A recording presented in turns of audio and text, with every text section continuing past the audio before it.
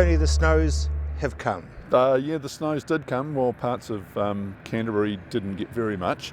Some parts to the south and inland got snow, and of course we know that Hawke's Bay got really dumped on, all the way from sort of southern Hawke's Bay all the way up through the irrigating areas in Hawke's Bay.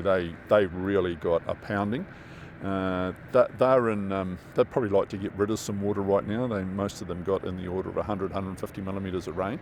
So something that we've been crying out for in Canterbury for nearly 2 or 3 years now, they got in 2 days. Yeah, but how much of it actually went in? Oh, a lot of that rain would have gone in. They got it over a relatively long period of time. It wasn't like it was super intense. So that's a huge benefit to them. What it's done particularly in the South Island and even parts of Hawke's Bay now as well, is that we have really lowered temperatures. I mean, nothing like a cold rainfall or a cold wet precipitation event, and it's been followed up by some really, really heavy frosts. So the thought that we might be heading into a super early, for one of a better word, irrigation season, particularly in the Canterbury region, that's been put on hold now. We can forget about that till at least September now, I think. But what it hasn't done is that we haven't had that big rainfall we've talked about for weeks and weeks and weeks now to bring our groundwater levels up. It's still going to be a tough season for a lot of groundwater users this year to access firstly the adaptive management consents that we have. Most of those consents are not going to be operative this year, so there better be a plan B on how what you're going to do with the irrigators that don't have any water to put through them.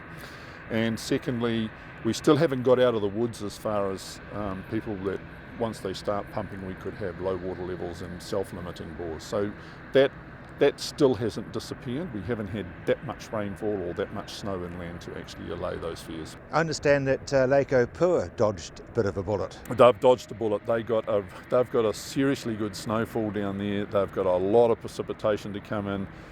They were sitting at about 60% full 2 or 3 weeks ago.